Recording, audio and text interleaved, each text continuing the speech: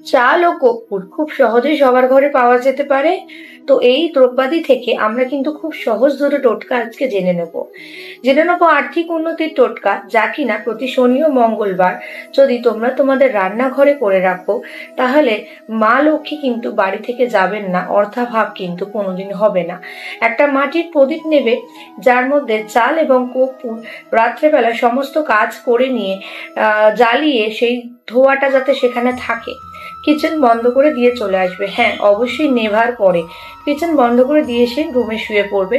কিন্তু এটা আবার যদি এরকম টোটকা সেম নিজেদের বেডরুমে করে থাকেন, স্বামী স্ত্রীর মধ্যে কলহ বা স্বামী স্ত্রীর মধ্যে দূরীকরণ এরকম যদি কোনো সমস্যা হয়ে থাকে, সেটি কিন্তু ঠিক হয়ে যাবে। কিন্তু স্বামী স্ত্রীর টোটকাটি করবার জন্য আপনাকে শুক্রবার দিন এটা ব্যবহৃত করতে হবে। করে দেখুন, খুবই সহজ এই টোটকা, যা আপনাদের খুবই বেশি উপকৃত হবে এবং খুব সহজে আপনারা কাজ পেয়ে থাকবেন। দেখা হচ্ছে আগামী ভিডিওতে।